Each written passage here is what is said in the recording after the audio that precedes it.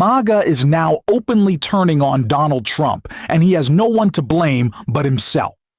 He has wrecked the economy, protected predators, and repeatedly shown who he really is. His vile post attacking Rob Reiner and his wife, after their lives were violently taken, seems to have finally snapped something within his own base. MAGA is waking up, revolting, and Trump is lashing out right back at them. What we're watching is a full-blown internal civil war, and Trump completely lost it, panicking and melting down in the Oval Office when a reporter confronted him. Today, we're going to break all of it down. But before we do, if you could take a second to leave a like on this video, and if you haven't already, and you enjoy the work we do calling out Donald Trump, hit that subscribe button. It really does help support the channel. Now, before we dive into Trump attacking his own party as they turn on him and doubling down amid this MAGA meltdown, I want to start exactly where Trump did. Yelling, lying about drugs, and desperately trying to deflect from the other crimes that now have even his own party questioning him. I have to say the drugs coming in by sea are down 94%. And we're trying to figure out who the other 6% are. But they're down 94%, and we're going to start hitting them on land, which is a lot easier to do, frankly. But these are a direct military threat to the United States of America. They're trying to drug out our country. And you can look throughout history. Look at China when they were loaded up with drugs. They were suffering greatly, and others were able to take them over. And other countries also. They're trying to drug out our country, and we're reversing it rapidly, actually. But with the help of our great service members, we've stopped the invasion in its tracks, and we're dismantling the cartels very rapidly.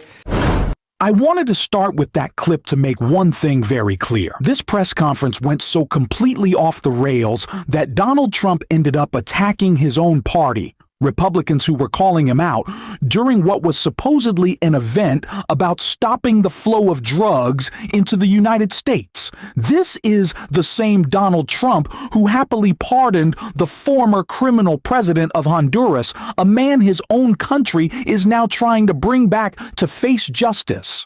Trump has no problem with pardons when they benefit him personally. But when it comes to innocent fishermen in international waters, he's willing to blow them up and commit murder. And that is exactly why his own party is now going to war with him. Because not calling this out would be a complete dereliction of duty. This is the so-called anti-war president trying to start a war for no reason at all and killing innocent people in the process. That is what Trump was desperately trying to cover up in this press conference, parading military leaders around him and attempting to justify his and Pete Hegseth's illegal actions. But it didn't work. As always, Trump spiraled, went off the rails, and decided to attack not just Republicans, but Democrats too, screaming about affordability and dismissing it all as a scam. Don't mention the border anymore. Nobody talks about the border. They talk about affordability, and we're the ones that are bringing the prices down. We were given the worst inflation in our country's history, and we're bringing the prices down. But the affordability is on the Democrats because they have made it unaffordable to be in this country, but we're bringing those prices down, and they're coming down quickly. Energy is coming way down, and if you look, gasoline prices are hitting in many locations $1.99 a gallon. Nobody thought they'd see that. There were $4, $5, and $6 a gallon under Biden. Again, this was supposed to be about Donald Trump talking about preventing drugs from coming into America. These are issues that he doesn't care about. I want to make this incredibly clear before we get into what he had to say once again about Rob Reiner and his wife who had their lives stolen from them, and the Republicans who Donald Trump is furious with for calling him out. Donald Trump does not care about drugs coming into the United States. If he did, he wouldn't spend this press conference yelling about an actor and a director and an artist and an activist who was murdered in his home and screaming lies about affordability. If Donald Trump actually cared about drugs that are ending and ruining lives in this country, he would be able to focus for half a second. But he is unable to, because the Trump derangement syndrome he always talks about is Donald Trump's by himself. His own narcissism, his own self-obsession, his own victim complex is the Trump derangement syndrome. That is all. And Republicans are starting to see it. It is why they are calling him out. And this article that we are going to take a look at is what has led Donald Trump to freak out in the Oval Office. MAGA turns on Trump over deranged Reiner Post. Even some of Donald Trump's most devoted followers recoiled at his suggestion that Hollywood director Reiner was killed because of his own Trump derangement syndrome. A day after Reiner, 78, and his wife, Michelle Reiner, 68, were found murdered at their Los Angeles home on Sunday, Trump attacked the filmmaker in a Truth Social post, portraying him as a struggling man with obvious paranoia who had brought his death upon himself due to his raging obsession with the president. A number of Republicans have denounced your statement on Truth Social after the murder of Rob Reiner. Do you stand by that post? Well, I wasn't a fan of his at all. He was a deranged person as far as Trump is concerned. He said he knew it was false. In fact, it's the exact opposite, that I was a friend of Russia, controlled by Russia. You know, it was the Russia hoax. He was one of the people behind it.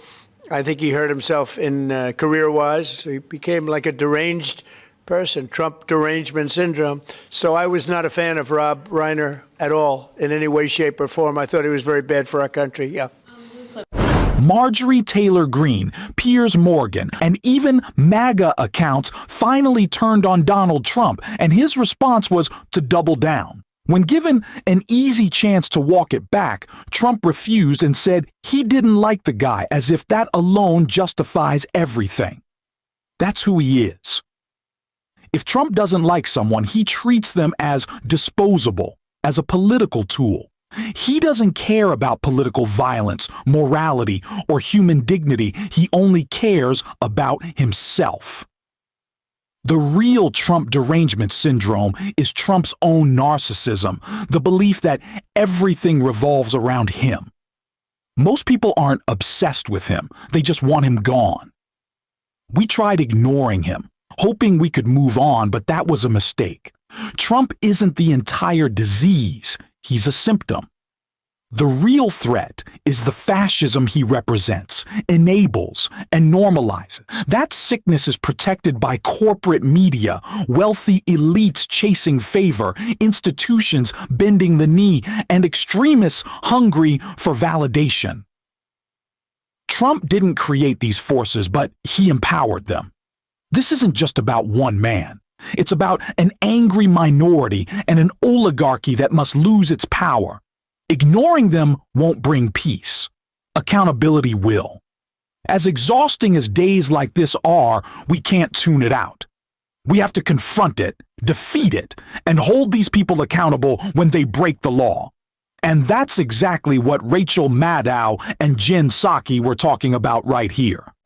What is it? Apparently it's a regime change war so we can try to take their oil. Well, that'll work out great. That's always worked out great for us in the past. I mean, what's going on here?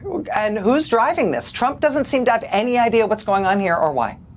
No, which is an evergreen statement about Trump and national security in general, it seems. I keep thinking, and again, it's important, we don't totally know what's going on here, but about his obsession over the course of time with taking oil from other countries, which he has talked about for so many years, and I am betting his oil baron friends are in his mind. But we will learn more over the coming days. I mean, this is all kind of to your point. I mean, these extrajudicial strikes, the seizure of this oil tanker, it's so many things going on that feels over the legal line and feels like it's setting incredibly dangerous precedents. As you look at the totality of it, I mean, what concerns you most about what you're seeing and really where this goes? Because this is a very slippery slope. I think they feel justified to seize more oil tankers. We'll see what happens.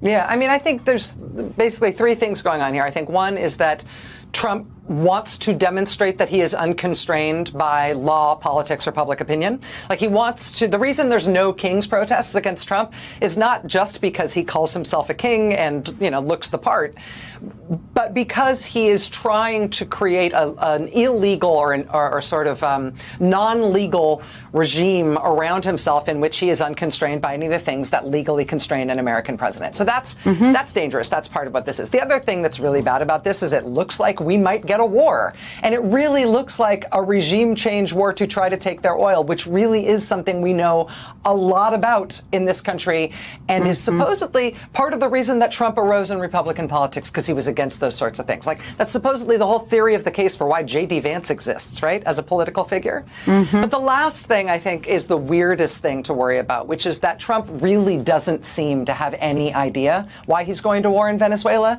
nor does he seem to be in charge of any of the decisions that are leading us to this war. And so we also have to worry about who's actually running the government right now and who is actually driving us toward this regime change war that the president doesn't seem to be at the helm of. We don't know who is, and we don't know why. And that sort of careening feeling that you're having right now is the most worrying part of all of this to me. Accountability is essential. We cannot just move on. Just as Charlie Kirk's death doesn't erase his actions, we must continue calling out him and his grifting wife. Loss does not excuse abuse of power. When we defeat MAGA, there will still be work to do.